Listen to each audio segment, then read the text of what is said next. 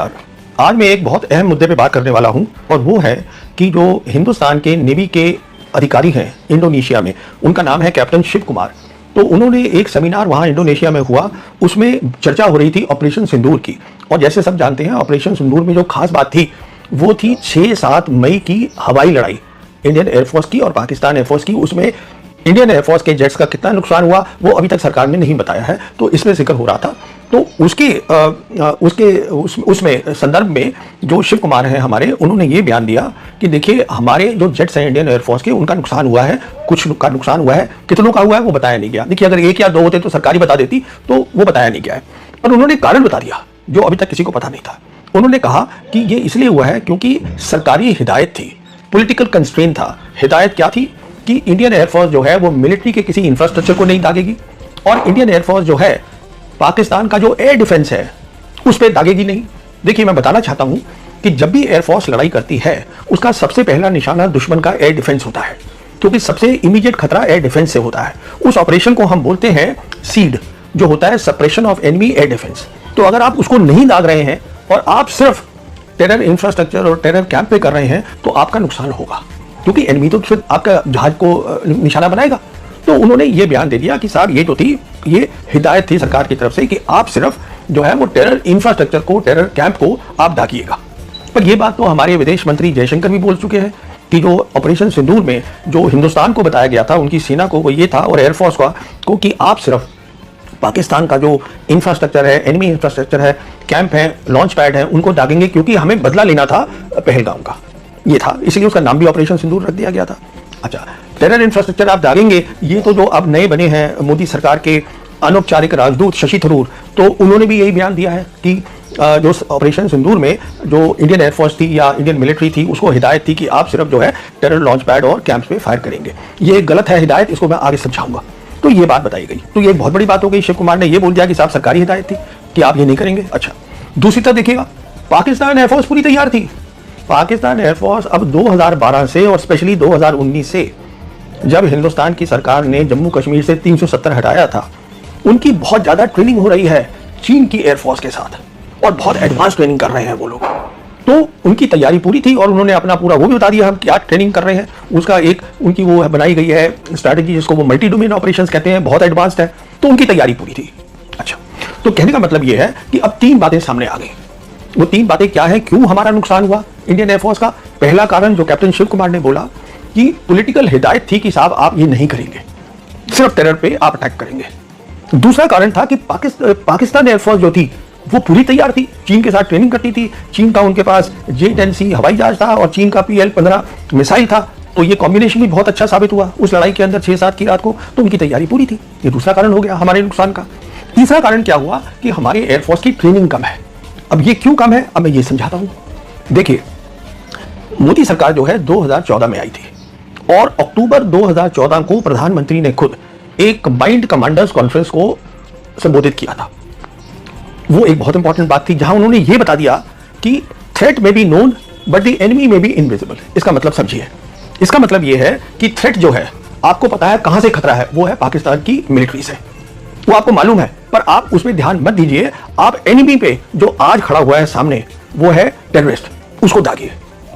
तो हिदायत क्या थी? हिदायत ये थी कि 2014 में खुद प्रधानमंत्री ने दी कि आप जो है अपना पूरा फोकस, बिल्कुल अपना एम वो है जो आप रखिए टेररिज्म के ऊपर, कि हमें टेररिज्म खत्म करना है। आप एनिमी को, पाकिस्तान की मिलिट्री को छोड़िए। देखिए वो वही बात हो गई जो शिव कुमार ने बोली है, वो हिदायत की, ये वहां से शुरू होती है।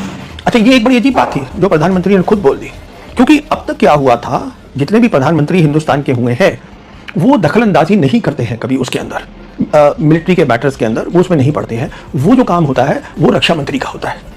तो रक्षा मंत्री क्या करते थे अभी तक, एक ब्रॉड ऑपरेशन डायरेक्टिव देते थे तीनों सेना को। इसका मतलब यह है कि एक आपने हिदायत दे दी कि साहब जो खतरा है हम समझते हैं, मतलब पॉलिटिकल लीडरशिप समझती है खतरा जो है वो मान लीजिए चीन से है, वो पाकिस्तान से, वो बता दिया जाता है।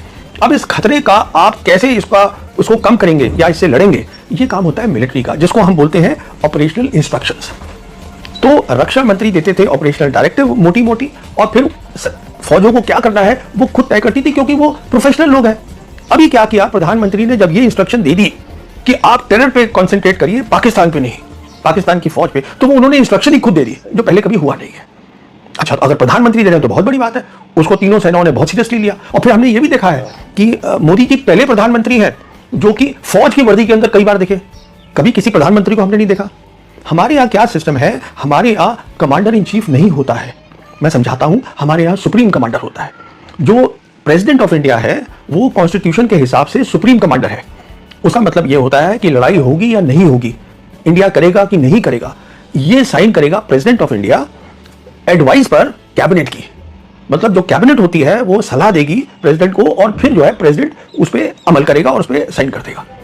अच्छा, इसका मतलब यह है कि कैबिनेट का कोई डायरेक्ट रोल नहीं है, मतलब कैबिनेट फैसला करके उनको बताएगी। कमांडर इन चीफ अलग चीज होती है, जैसे कि अमेरिका के अंदर जो डोनाल्ड ट्रंप है वो कमांडर इन चीफ है कि वो डायरेक्टली कंट्रोल करते हैं तीनों फौजों को और वो हिदायत देते हैं क्या करेंगे। तो आप समझिए दोनों का फर्क। तो हमारे यहाँ जो ये है पूरा सिस्टम ही बदल गया है। अच्छा, अब सवाल ये है कि इन्होंने हिदायत क्यों दी? मोदी को, सरकार को, मोदी जी को खुद किसी ने बताया होगा कि साहब हम क्यों टेरर के ऊपर, हम टेररिस्ट पे पूरा फोकस रखें और हम उस पर ना रखें। देखिए, इसकी भी एक कहानी है। इसकी कहानी जाती है 2004 में। तब आर्मी चीफ हुआ करते थे निर्मल विज। उसके बाद वो रिटायर होने के बाद हमने देखा कि वो फिर विवेकानंद इंस्टीट्यूट में चले गए। कहने का मतलब ये है कि वो एक पॉलिटिसाइज्ड जनरल थे। विवेकानंद इंस्टीट्यूट सब जानते हैं, वो बीजेपी की इंस्टीट्यूट है। तो वो थे जिन्होंने फेंस लगाई लाइन ऑफ कंट्रोल पे, हिंदुस्तान पाकिस्तान के बीच में 2004 में फेंस लगी थी। अब वो होना क्या चाहिए था कि जो उस समय हमारे रक्षा मंत्री थे AK एंथनी, उनको अपना काम आना चाहिए था पूछने के लिए कि साहब ये फेंस क्यों लगा रहे हैं आप। उन्होंने उस पर ऑब्जेक्शन ही नहीं किया। तो फेंस ने दो चीजें कर दी। पहली चीज तो ये कर दी कि ये बता दिया अपनी फौज को कि देखिए फेंस लग गई है, अब जो भी टेररिस्ट इधर आता है हमें उसी से लड़ाई करनी है अपनी अपनी जगह के अंदर, टेरिटरी में। दूसरा क्या हुआ, देखिए एक माइंडसेट आ जाता है फौज के अंदर कि भाई मैं डिफेंसिव, मुझे लड़ाई लड़नी है, ऑफेंसिव नहीं लड़नी। इसकी भी एक टर्म है जो कि वर्ल्ड वॉर 2 में कायम होती थी, जिसे बोला जाता था मैगिनो मेंटालिटी, कि आप दीवार लगा लीजिए और अपनी दीवार के अंदर बैठ जाइए आके। अरे बाबा, खतरा टेररिस्ट से थोड़ा है, खतरा पाकिस्तान आर्मी से है। 2004 से पहले ये सारा जो पंगा है वो 1991 में शुरू हुआ था, प्रॉक्सी वॉर का। और 90s के अंदर हिंदुस्तान की फौज रेड्स करती थी। रेड का मतलब होता है हम जाते थे, हमारी फौज, और उनके जो पोस्ट है आर्मी की उस पर अटैक करते थे, वो भी करते थे। दोनों तरफ से काम होता था।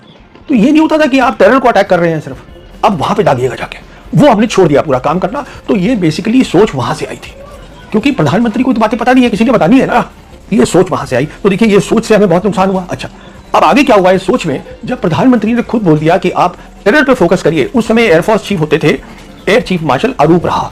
उनको लगा कि अब एयरफोर्स को भी कुछ काम करना चाहिए इसी एरिया के अंदर, क्योंकि प्रधानमंत्री ने हिदायत दी है कि साहब आप लड़ाई की तैयारी तो ठीक है, उसको छोड़िए, आप फोकस करिए कि हम किस तरीके से टेररिज्म से लड़ाई करें, टेरर से लड़ाई करें, पाकिस्तान आर्मी नहीं, पाकिस्तान एयरफोर्स नहीं। तो उन्होंने भी बोलना शुरू कर दिया और उसके बाद जो भी चीफ आए उन सबने बोलना शुरू कर दिया कि हमारा जो हम लड़ना चाहते हैं टेरर के खिलाफ। तो उसका नतीजा क्या हुआ, 2019 में बालाकोट हुआ। और उस बालाकोट में क्या हुआ, हमने फिर वही किया था पहले। बालाकोट के अंदर जो इंडियन एयरफोर्स थी उसको बताया गया था कि आप सिर्फ जो बालाकोट में जो वो है टेरर का कैंप है, ये मदरसा वगैरह है, उन पे आप अटैक करेंगे। पर अगले दिन जब पाकिस्तान एयरफोर्स ने अटैक किया तो उसने हमारी मिलिट्री इंस्टॉलेशन पे किया, हमारा बहुत नुकसान हुआ। पर हमने उससे कोई सबक सीखा नहीं, क्योंकि हमें तो हिदायत मिली हुई थी। तो उसी हिदायत का जो जिक्र है वो आज कैप्टन शिव कुमार ने खुल के कर दिया है। ये तो सारी बात है। कहने का मतलब ये है, आप कभी इस सोच से जीत ही नहीं सकते। क्यों नहीं जीत सकते? क्योंकि आप कभी इंफ्रास्ट्रक्चर टेररिज्म का खत्म कर ही नहीं सकते। दिक्कत टेरर नहीं है, दिक्कत टेररिस्ट नहीं है, दिक्कत उसका इंफ्रास्ट्रक्चर नहीं है, दिक्कत पाकिस्तान आर्मी है जो उसको पूरा दे रही है, बढ़ावा दे रही है, उसकी ट्रेनिंग कर रही है। उसको आप कुछ करना नहीं चाहते हैं क्योंकि आप लड़ाई नहीं करना चाहते हैं बिल्कुल। अच्छा, सवाल ये है कि अब आप कैसे लड़ाई करेंगे? अगर आप ये सोच लें कि मैं टेरर की जगह पाकिस्तान आर्मी से लड़ाई करूंगा, उसके लिए फिर आपको लड़ाई की तैयारी करनी है, जो 35 साल से हिंदुस्तान की फौज ने की ही नहीं है। अगर की होती तो पाकिस्तान ये सब बंद कर देता। अगर हमारे पास ताकत होती तो वो 35 साल तक ये क्यों करता रहता, आप मुझे समझा दीजिए। तो दिक्कत सारी यहां पर आ रखी है। अच्छा, अब आगे चलिए। तो जब ये हमने फैसला ले लिया ये कि हम जो है ऑपरेशन सिंदूर में ये हिदायत दे दी गई जो शिव कुमार ने बोली है, हम टेररिज्म पे, इंफ्रास्ट्रक्चर पे फोकस करेंगे, तो अब हम ऑफेंसिव क्या करेंगे? वो भी तो कुछ करना था सरकार को। तो ऑफेंसिव के लिए दो चीजें चुनी गई करने की। पहली चीज थी जो आज हमारे नेशनल सिक्योरिटी एडवाइजर हैं अजीत डोवल, मैं उनका ये आपको छोटा सा क्लिप सुनाना चाहता हूं, ये आप सुनिएगा। In India, one is Pakistan, it is the sponsor of this thing. How do we tackle Pakistan? And you change the engagement from the defensive mode, because in the defensive mode you throw 100 stones on me, I stop 90, still 10 hurt me, and I can never win, because either I lose or there's a stalemate. You start war at your time, you throw a stone when you want, you have a peace when you want, you have the talks when you want. We, if you are in the defensive offense, we will see where the balance of the equilibrium is. Pakistan's vulnerability is many, many times higher than anything else. Once they know that India has shifted its gear from the defensive mode to defensive offense, they will find that it is unaffordable for them. You can do one Mumbai, you may lose Balochistan.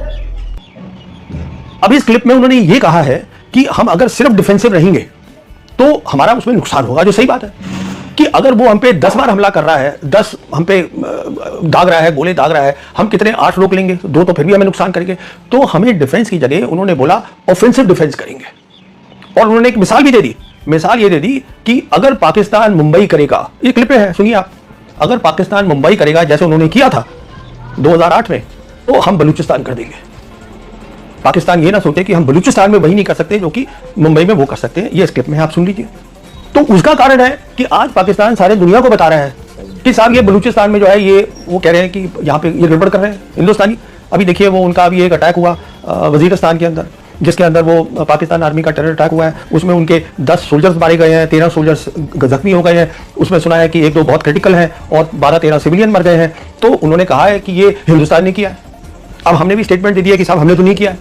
तो कहने का मतलब ये है, ये सारी inspiration जो है वो डोवल साहब की क्लिप से आई है। अब आगे चलिए, आगे ये हुआ है, हमने मतलब मोदी सरकार ने ये कहा जो कि एक मिलिट्री मुद्दा था। क्या है मिलिट्री मुद्दा? मिलिट्री मुद्दा ये है कि साहब ये जो प्रॉक्सी वॉर है इसको रोकने का, जैसे मैंने बताया है, एक ही तरीका है, मैं दोबारा उसको रिपीट कर रहा हूं, और वो ये है अपनी लड़ाई करने की क्षमता बढ़ाइए, जिससे फिर वो नहीं करेगा। ये वो आप करना नहीं चाहते क्योंकि उसमें वक्त लगेगा और उसमें पॉलिटिकल फायदा नहीं है। तो आप देखिए हमने क्या किया, जो एक मिलिट्री मुद्दा था उसको हमने पॉलिटिकल इशू बना दिया। अब हम जो है, हमारी सरकार हर जगह जो है बोल रही है कि पॉलिटिक्स ये है, इंटरनेशनल पॉलिटिक्स की साहब, ये टेरर जो है, terrorism must and and it is happening from Pakistan. जो हो रहा है, मैं ये नहीं कह रहा हूं कि नहीं हो रहा है, मैं ये कह रहा हूं कि ये मुद्दा था ही नहीं पॉलिटिक्स का, तो हमने उसको बना दिया। अब देखिए उसका नतीजा क्या हुआ। अभी हाल में एक कॉन्फ्रेंस हुई है बहुत इंपॉर्टेंट चीन में, जो है SCO कॉन्फ्रेंस, जिसको हम बोलते हैं शंघाई कोऑपरेशन ऑर्गेनाइजेशन कॉन्फ्रेंस, रक्षा मंत्रियों की। उसमें हमारे रक्षा मंत्री राजनाथ सिंह भी थे, बाकी और जो SCO कंट्रीज के रक्षा मंत्री थे, मतलब उसमें रशिया के भी थे रक्षा मंत्री और चीन के तो थे ही थे, पाकिस्तान के भी थे, ईरान के भी थे, क्योंकि ये सब मेंबर्स हैं। SCO के और भी मुल्क हैं तो ये सब उसमें मेंबर्स हैं, सब वहीं पे थे। तो वहां पर जब जॉइंट स्टेटमेंट आई है, मतलब हर भी जब भी कोई इंपॉर्टेंट कॉन्फ्रेंस होती है उसके बाद सारे जो नुमाइंदे होते हैं उस कॉन्फ्रेंस के, वो एक जॉइंट स्टेटमेंट पे साइन करते हैं कि हाँ हम इससे सहमत हैं। तो उसमें हिंदुस्तान के जो डिफेंस मिनिस्टर है राजनाथ सिंह, उन्होंने साइन नहीं किया, और उसका कारण ये है कि उसमें जिक्र ही नहीं है कि पहलगांव में टेररिस्ट अटैक किया है, उसमें जिक्र है कि बलूचिस्तान में गड़बड़ चल रही है, तो उन्होंने नहीं किया। अच्छा, उसको बाद क्या हुआ कि जो एक्सटर्नल अफेयर्स मिनिस्टर हैं जयशंकर, उसने उसको समझाया भी। फिर यहां पर उन्होंने बयान दिया एक, उनका बयान क्या आया? उनका बयान ये आया कि देखिए जो टेररिज्म है वो एक बहुत बड़ा मुद्दा है SCO के साथ, ये जो शंघाई कोऑपरेशन ऑर्गेनाइजेशन है उसमें बहुत बड़ा मुद्दा है, तो इसलिए अगर वो टेरर की बात नहीं करेंगे तो राजनाथ सिंह जी साइन नहीं करेंगे। अच्छा देखिए, मैं आपको एक ऑब्जेक्टिव बता रहा हूं, मैं ये नहीं कह रहा हूं किसने क्या गलत किया, वो आप फैसला करिए। अच्छा, तो अब कहना यह है जयशंकर का कि टेररिज्म मेन मुद्दा है SCO का। सवाल यह है वो नहीं है। वो क्यों नहीं है? क्योंकि SCO बना है शंघाई 5 से। 1996 में एक ऑर्गेनाइजेशन बनी थी जिसका नाम शंघाई 5 है, जिसके अंदर चीन, रशिया के अलावा 3 और सेंट्रल एशियन रिपब्लिक्स थे, और उस समय मुद्दा था 3 इश्यूज पर 1996 में। वो था टेररिज्म पे, एक्सट्रीमिज्म पे और सेपरेटिज्म पे, क्योंकि उस समय वो रिक्वायरमेंट थी।